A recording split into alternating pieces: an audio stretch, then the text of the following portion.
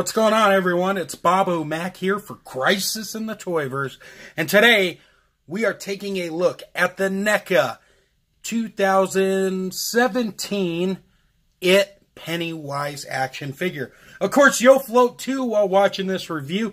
As you can see on the front, we got the tagline there in front of the artwork. Beautiful box art. I really got to hand it to Neca. This thing really pops tremendously. You take it around to the side. Of course, we got Pennywise looking evil. On the back, we got all these balloons with all the different stuff you're going to find inside this box. On the side, once again, Pennywise. You open it up, you got some beautiful artwork. But where's the figure at?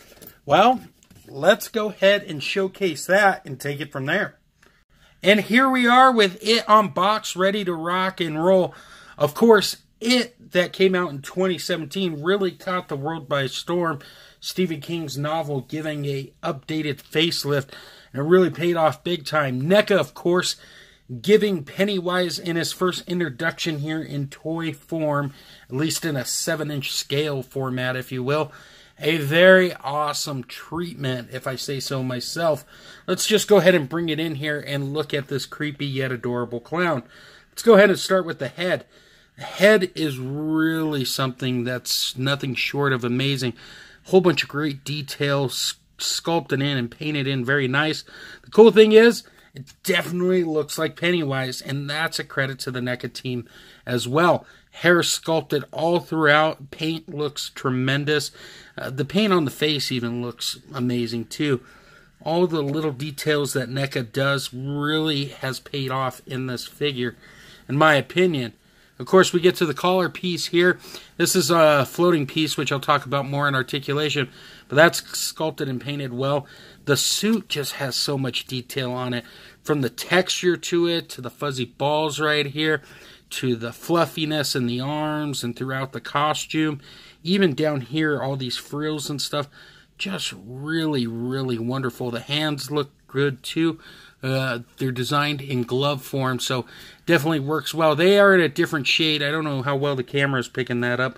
But even if you go to the back here, I mean, just look at the level of detail and love, sweat, and tears that was poured into this.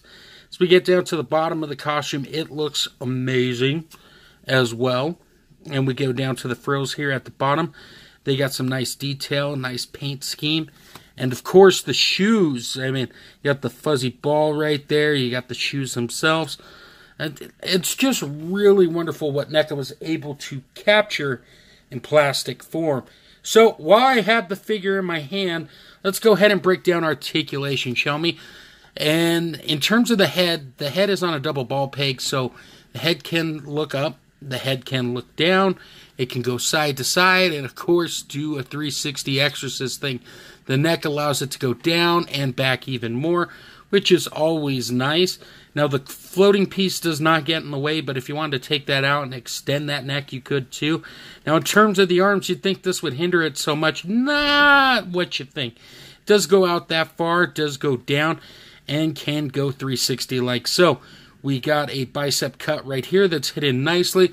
We got double elbows right here that are also on a hinge and swivel action, so you can definitely get Pennywise doing a lot of things, from slapping people to playing basketball, whatever the case may be.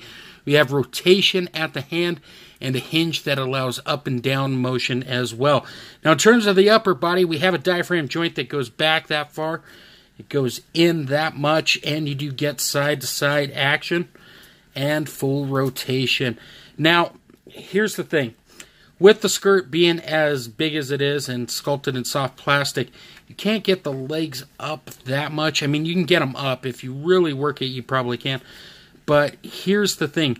It is glued in on the bottom like so to help prevent it from, I guess, separating or whatnot. But it will hinder it, but it's not the end of the world. He does not need to be doing kung fu fighting. He's a creepy clown, for crying out loud, folks.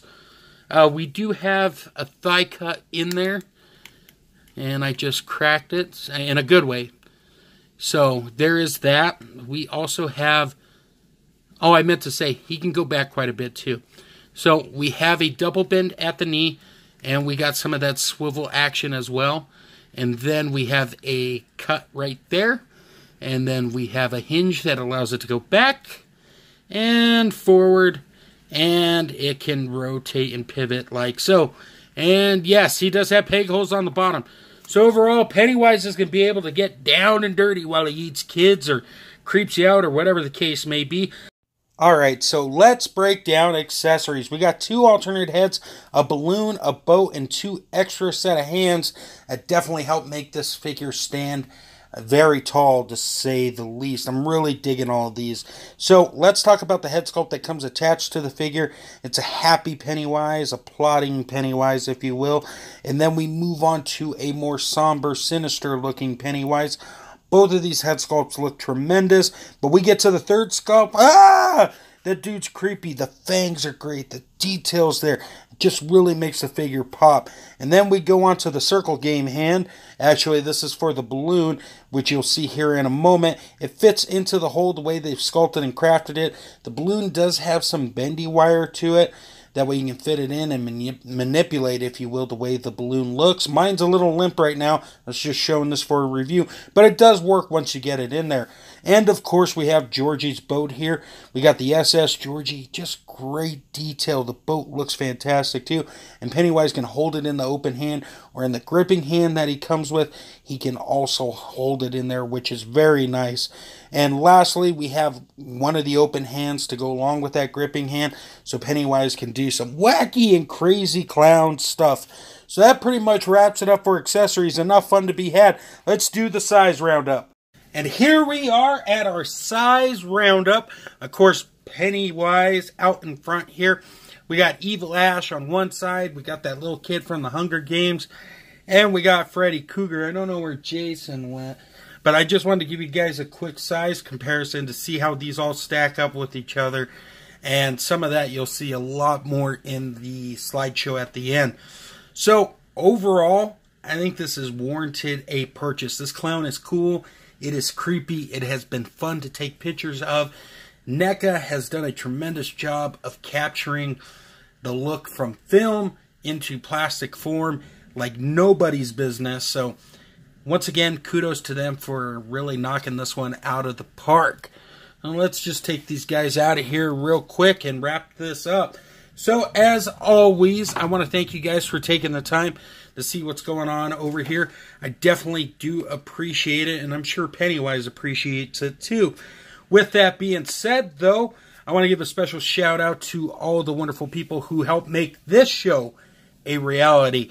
First and foremost, a huge shout out to Extreme-Sets.com for all their pop-ups. You can go visit them on the World Wide Web, as all the old people like to say. While you're on the World Wide Web, throw in your Google machine, undercovercapes.com for all things geekery in the podcast-verse. And on Instagram, go throw a follow at Toy Lover Crew. Guys, I got a slideshow at the end. Leave your comments below because I do appreciate it, and I do appreciate you taking time, like I said, to watch this video. Thank you so much, and until next time, great googly moogly!